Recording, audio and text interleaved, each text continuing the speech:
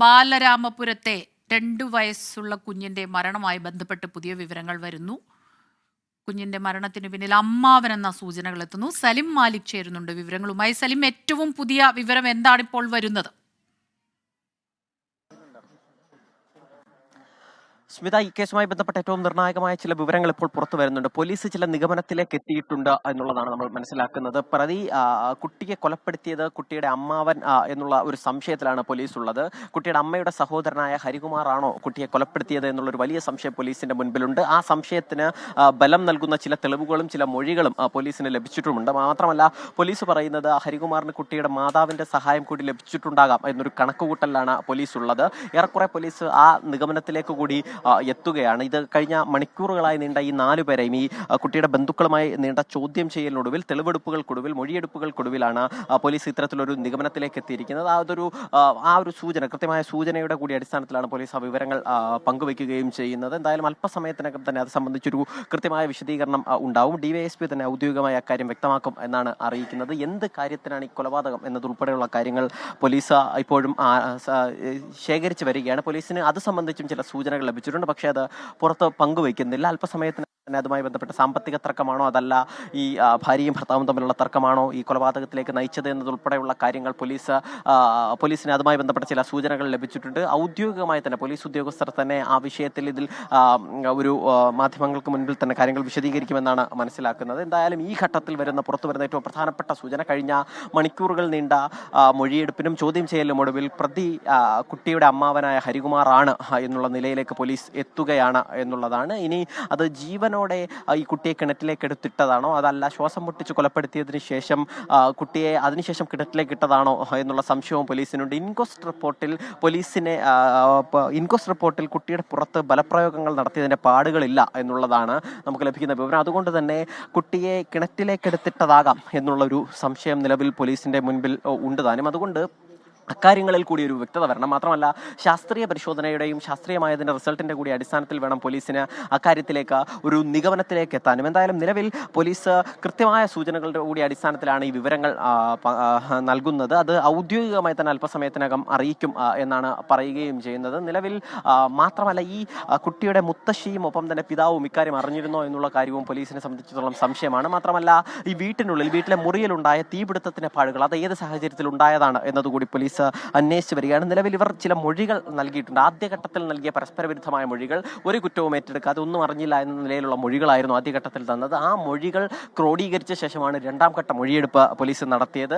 ഒരാൾ പറഞ്ഞ മൊഴി മറ്റൊരാളുമായി ചേർത്തുകൊണ്ട് പോലീസ് വളരെ ബുദ്ധിപരമായ ചില ചോദ്യങ്ങൾ ഈ പ്രതികൾക്ക് നേരെ ഉയർത്തി. അതിനുശേഷം അതിന് പിന്നാലെ ഈ ബന്ധുക്കൾക്ക് സൂചനകൾ ഇവർക്ക് വിട്ടു പറയേണ്ടി വന്നത് എന്നാണ് മനസ്സിലാക്കുകയും ചെയ്യുന്നത്. എന്തായാലും അക്കാര്യത്തിൽ അല്പസമയത്തിനകം തന്നെ അതിലെ കൃത്യമായ സൂചനകൾ നമുക്ക് ലഭിക്കും. നിലവിൽ കുട്ടിയുടെ മാതാവും സഹോദരനും ചേർത്താണ് കൊലപ്പെടുത്തിയത് എന്നൊരു സൂചന പോലീസിനെ സംബന്ധിച്ചിടത്തോളം ഉണ്ട്. അക്കാര്യം കൂടുതൽ ഉയർന്ന ഉദ്യോഗസ്ഥർ കൂടി എത്തിയതിനു ശേഷം സ്ഥിരീകരിക്കും. ആ സ്ഥിരീകരണത്തിന് ശേഷം ഈ പോസ്റ്റ്മോർട്ടം റിപ്പോർട്ട് ഉൾപ്പെടെയുള്ള പ്രാഥമിക പോസ്റ്റ്മോർട്ടം റിപ്പോർട്ട് ഉൾപ്പെടെയുള്ളവ പരിശോധിക്കുകയും ചെയ്യും. ഏത് സാഹചര്യത്തിലാണ് കൊലപാതകം നടന്നത് എന്നതും എന്ത് കാര്യം എന്നതുൾപ്പെടെയുള്ള കാര്യങ്ങളും പോലീസ് പരിശോധിച്ചു വരികയാണ്. 2 കാര്യങ്ങളാണ്. അതായത്, ഒന്ന്, ഈ കുട്ടിയുടെ അമ്മയും അച്ഛനും തമ്മിൽ, അതായത് ഭാര്യയും ഭർത്താക്കന്മാർ തമ്മിൽ കഴിഞ്ഞ ഏറെ വർഷങ്ങളായി തന്നെ അത്ര നല്ല ബന്ധത്തിലായിരുന്നില്ല ഉള്ളത്.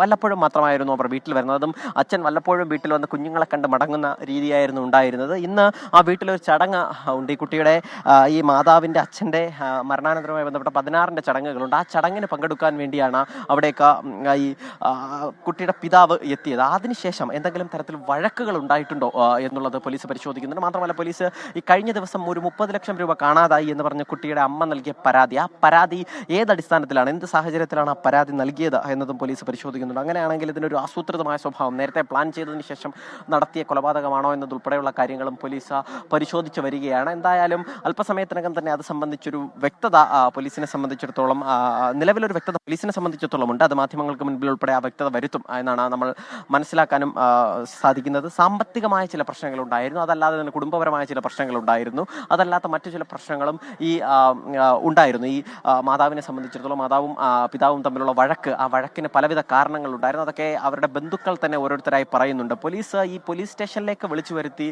ചില അയൽവാസികളെയും അമ്മയെയും ഒപ്പം ബന്ധുക്കളെയും ചോദ്യം ചെയ്തു, ഒപ്പം തന്നെ മൊഴിയെടുത്തു. അതിന് പിന്നാലെ തന്നെ അതല്ലാതെ ഫോണിലൂടെയും ബന്ധപ്പെട്ട് ഇവരുടെ ഒരു കാര്യങ്ങൾ ഏത് സാഹചര്യത്തിലാണ് എന്നതുൾപ്പെടെയുള്ള കാര്യങ്ങൾ വ്യക്തത വരുത്തുകയും ചെയ്തു. അതിന് പിന്നാലെയാണ് പോലീസ് ആ ഒരു നിഗമനത്തിലേക്ക് എത്തിയിരിക്കുന്നത്. എന്തായാലും അല്പസമയത്തിനകം തന്നെ അത് സംബന്ധിച്ചൊരു ഔദ്യോഗികമായി അതിലെ ഒരു അറിയിപ്പ് വരും. അതിനുശേഷം മാത്രമേ നമ്മൾ അക്കാര്യത്തിൽ നമുക്കൊരു ഉറപ്പിച്ച് നൽകാൻ കഴിയൂ. പക്ഷേ പോലീസിന് കൃത്യമായ സൂചനകൾ ഈ ഘട്ടത്തിലുണ്ട്. സ്മിത. സലിം, അക്ഷരാർത്ഥത്തിൽ ഞെട്ടിക്കുന്ന വിവരങ്ങളാണ് ഇപ്പോൾ പുറത്തു വരുന്നത്. ആദ്യം കുഞ്ഞിനെ കാണാതാകുന്നു, പിന്നീട് കുഞ്ഞിനെ കൊലപ്പെടുത്തിയതാണ്, കിണറ്റിൽ നിന്ന് മൃതദേഹം കിട്ടുന്നു, കുഞ്ഞിനെ കൊലപ്പെടുത്തിയതാണ് എന്നുള്ളതിന്റെ സൂചനകൾ വരുന്നു. അപ്പോഴും ഈ കുടുംബത്തിലുള്ളവർ തന്നെ ഇത് ചെയ്തിരിക്കാം എന്നുള്ളത് സാധാരണ ഒരു മനുഷ്യന് ആ രീതിയിൽ ചിന്തിക്കാൻ കഴിയില്ല. പക്ഷെ പിന്നീട് ഉണ്ടായതെല്ലാം തന്നെ നമുക്ക് വിശ്വസിക്കാൻ കഴിയാത്ത വിവരങ്ങളാണ്. കുടുംബത്തിലുള്ളവർ തന്നെ ആ കുഞ്ഞിനെ അപായപ്പെടുത്തിയിരിക്കാം എന്നുള്ള സൂചനകൾ, അങ്ങനെ ഒരു നിഗമനത്തിലെത്തുന്നു. അതിനുശേഷം ഇപ്പോൾ ഉണ്ടാകുന്ന ചോദ്യം ചെയ്യലുകൾ, അതിനുശേഷമാണ് ഇപ്പോൾ അമ്മയുടെ സഹോദരൻ തന്നെ ആ കുഞ്ഞിനെ കൊലപ്പെടുത്തിയിരിക്കാം എന്നുള്ള ആ ഒരു വിവരത്തിലേക്കൊക്കെ വരുന്നു.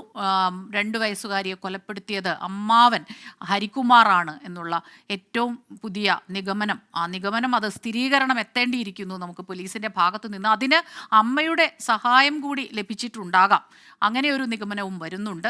ഇത്തരം വിഷയങ്ങളായതുകൊണ്ട് തന്നെ വിശ്വസിക്കാൻ കഴിയില്ല, ഞെട്ടലുണ്ടാക്കുന്ന വിവരമാണ്. പിഞ്ചു കുഞ്ഞിനെയാണ് ഈ രീതിയിൽ കൊലപ്പെടുത്തിയിരിക്കുന്നത്.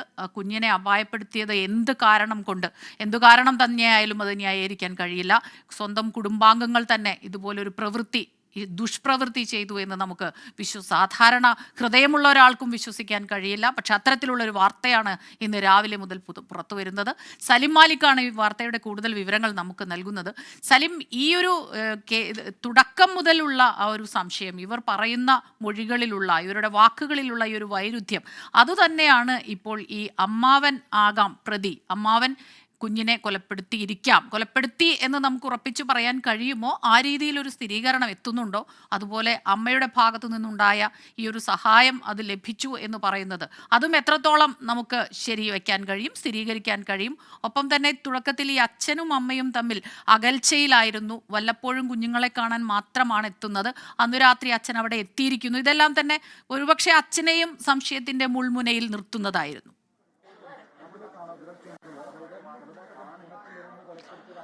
സ്മിത, ഈ കേസിൽ നിർണായകമായി മാറിയത് ഈ ബന്ധുക്കൾ നൽകിയ മൊഴികൾ ആണ്. ആ മൊഴികളിലെ വൈരുദ്ധ്യമാണ്. ഒരാൾ പറയുന്നത് മറ്റൊരാൾ പറയുന്നില്ല എന്നുള്ളതെല്ലാം പോലീസ് ക്രോഡീകരിച്ച് ഒന്നാം ഘട്ട ചോദ്യം ചെയ്യലിൽ പരസ്പര വിരുദ്ധമായ മൊഴികൾ ഇവർ പറഞ്ഞതാണ് ഈ കേസിലേക്ക് നിർണായകമായത്. നമുക്ക് ഈ ഘട്ടത്തിൽ നമുക്ക് ഔദ്യോഗികമായി അത് പോലീസ് ഉദ്യോഗസ്ഥർ അറിയിച്ചാൽ മാത്രമേ സ്ഥിരീകരിക്കാൻ കഴിയൂ എന്ന് മാത്രമേ ഉള്ളൂ. പക്ഷേ അക്കാര്യത്തിലേക്ക് ഏറെക്കുറെ ആ നിഗമനത്തിലേക്ക് പോലീസ് എത്തിയിരിക്കുന്നു എന്നുള്ളതാണ്. ആ ഔദ്യോഗികമായി പോലീസ് അറിയിച്ചതിന് ശേഷം മാത്രമേ നമുക്കത് ഉറപ്പിക്കാൻ കഴിയൂ എന്നത് മാത്രമാണ്. പക്ഷെ അപ്പോഴും നൊന്തു പ്രസവിച്ച മകളെ ആ അമ്മ ഈ കൊലപ്പെടുത്തുന്നതിന് സഹായിച്ചു, ഈ അമ്മാവൻ കൊലപ്പെടുത്തുന്നതിന് സഹായിച്ചു എന്ന വിവരങ്ങൾ, അതുമായി ബന്ധപ്പെട്ട വിവരങ്ങൾ പുറത്തു വരുന്നു എന്നുള്ളത് തന്നെയാണ് നമുക്ക് ഈ ഘട്ടത്തിൽ പറയാൻ കഴിയുന്നത്. അങ്ങനെ ഒരു ക്രൂരമായ, അങ്ങേയറ്റം ദാരുണമായ ഒരു കൊലപാതകം എന്നതിന്റെ സൂചനകൾ, അതുമായി ബന്ധപ്പെട്ട ആ കുടുംബം തന്നെ, അതിന് നൊന്തു പ്രസവിച്ച അമ്മ ഒപ്പം കൂട്ടുനിൽക്കുന്നു, അമ്മാവൻ ആ കുഞ്ഞിനെ കൊലപ്പെടുത്തുന്നു എന്നതുൾപ്പെടെയുള്ള വിവരങ്ങൾ നമുക്ക് പുറത്തു വരികയും ചെയ്തു. ഒരു പിഞ്ചു കുഞ്ഞ്, 2 വയസ്സ് മാത്രം പ്രായമുള്ള പിഞ്ചു കുഞ്ഞിനെയാണ് അതിക്രൂരമായി കൊലപ്പെടുത്തിയത്. അതെങ്ങനെ എന്നുള്ളത്, കിണറ്റിലെടുത്തെറിഞ്ഞു കൊലപ്പെടുത്തി എന്നുള്ള ചില സൂചനകൾ ലഭിക്കുന്ന ഒരു കാര്യം. ഈ നേരത്തെ ഏതെങ്കിലും തരത്തിൽ കുട്ടിയുടെ ശരീരത്തിൽ ബലപ്രയോഗം നടത്തിയ പാടുകളില്ല. അതുകൊണ്ട് തന്നെ കൊന്നതിന് ശേഷം കിണറ്റിലേക്ക് ഇട്ടതാണ് എന്നുള്ള സംശയത്തിൽ പോലീസിനുണ്ട്. അതുകൊണ്ടാണ് കിണറ്റിലെറിഞ്ഞ് കൊലപ്പെടുത്തിയതാണോ എന്നുള്ള സംശയം പോലീസിനെ സംബന്ധിച്ചിടത്തോളം ഉള്ളത്. ഇപ്പോൾ പോലീസ് ഉദ്യോഗസ്ഥർ തമ്മിൽ കൂടിയാലോചനകൾ നടത്തിയതിനു ശേഷം അക്കാര്യത്തിൽ ഒരു സ്ഥിരീകരണം വരുത്തിയ ശേഷം മാത്രമേ മാധ്യമങ്ങൾക്ക് ഉൾപ്പെടെ അക്കാര്യങ്ങളിൽ പൂർണ്ണമായ വിവരം നൽകൂ. പക്ഷേ എന്ത് തന്നെയായാലും അമ്മാവനായ കുട്ടിയുടെ മാതാവിന്റെ സഹോദരനായ ഹരികുമാറാണ് കൊലപാതകി എന്ന നിലയിലേക്ക് പോലീസ് എത്തുന്നു. അതിന് കുട്ടിയുടെ അമ്മയുടെ വ്യക്തമായ സഹായം കൂടി ലഭിച്ചിട്ടുണ്ട് എന്നുകൂടി മനസ്സിലാക്കുന്നു. അങ്ങനെ ആ നിലയിലേക്ക് കാര്യങ്ങൾ ഇപ്പോൾ മാറുന്നു എന്നുള്ളതാണ്. മണിക്കൂറുകൾ നീണ്ട ചോദ്യം ചെയ്യലിനൊടുവിലാണ് ഇക്കാര്യത്തിൽ ഒരു സ്ഥിരീകരണത്തിലേക്ക് എത്തുന്നത്. വലിയ ഈ ഡ്രാമ അതുമായി ബന്ധപ്പെട്ട് രാവിലെ മുതൽ തന്നെ ഉണ്ടായിരുന്നു. അത് ഈ കുട്ടിയെ രാവിലെ കാണാതെ പോകുന്നു, അതിനുശേഷം അത് വാർത്തയാകുന്നു, അത് മാധ്യമങ്ങളിലൂടെ വാർത്തയാകുന്നു. അതല്ലാതെ തന്നെ അവിടെ അന്വേഷണം നടക്കുന്നു. അതിന് പിന്നാലെ കുട്ടി കിണറ്റിലുണ്ട് എന്ന് മനസ്സിലാക്കുന്നു. അതിന് പിന്നാലെ കിണറ്റിലേക്ക് കുട്ടി വീണതാകാമെന്ന് ഈ വീട്ടുകാർ പറയുന്നു. പക്ഷേ അങ്ങനെ ഒരു സാധ്യതയും പോലീസിന്റെ മുൻപിൽ ഉണ്ടായിരുന്നില്ല. കാരണം ആ കുട്ടിക്ക് പുലർച്ചെ ആ പടിക്കെട്ടിറങ്ങി അവിടേക്ക് പോകാൻ, അതിനുശേഷം കുട്ടിയേക്കാൾ ഉയരമുള്ള കിണറിൻ്റെ വേലി കടന്ന് കിണറ്റിലേക്ക് എടുത്ത് ചാടാനോ വീണു പോകാനുള്ള ഒരു സാഹചര്യവും ഉണ്ടായിരുന്നില്ല. അങ്ങനെ പോലീസിന് കൃത്യമായൊരു സൂചന ലഭിക്കുന്നു. പിന്നീട് അവിടെ വന്ന ഒരു പോലീസ് ഉദ്യോഗസ്ഥന് തോന്നിയ സംശയത്തിൽ നിന്നാണ് ഈ വീട്ടുകാരെ കസ്റ്റഡിയിലേക്ക് എടുക്കുന്നത്. അതിൻ്റെ പ്രധാനപ്പെട്ട കാരണം കഴിഞ്ഞ ദിവസം തന്നെ ഇവർ കാണിച്ചൊരു അതിബുദ്ധി കൂടിയാണ്. കഴിഞ്ഞ ദിവസം 30 ലക്ഷം രൂപ തങ്ങൾക്ക് നഷ്ടപ്പെട്ടു എന്ന് കരുതി കുട്ടിയുടെ അമ്മ ഈ പോലീസ് സ്റ്റേഷനിൽ വന്ന് പരാതി പറഞ്ഞിരുന്നു. അതിനുശേഷം ആ പരാതിയിൽ കഴമ്പില്ല, കള്ളപ്പരാതിയാണത് എന്ന് പോലീസിന് തന്നെ ബോധ്യം വരുന്നു. അതിനുശേഷം ആ കേസ് രജിസ്റ്റർ ചെയ്യാതെ വിടുന്നു.